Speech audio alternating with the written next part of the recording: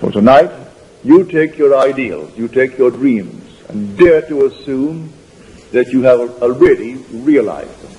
Knowing on the surface you cannot do it. You do not know where to turn. But believe me, the depth of your own being knows. All things are possible to him. With God, all things are possible. Is anything too hard for God? When you dwell upon this, it may not seem practical. It's more practical than anything in the world. Far, far more practical than telling you how to go out and get $1 million.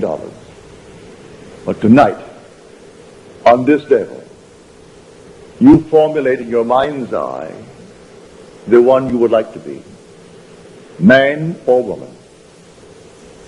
And then, having formed it, if perchance tomorrow, like my friend, you wonder, don't waste one precious moment in condemning yourself.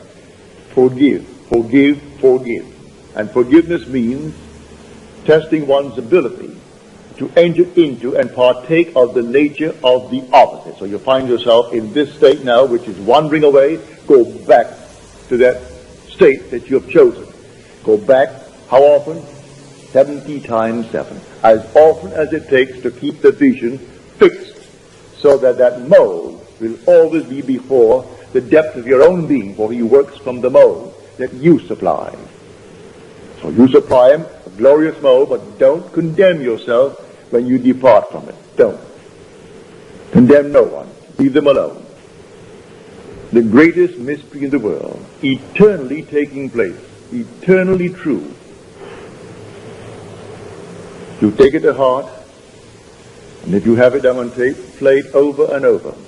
These ideas that are so different from what man has been taught to believe.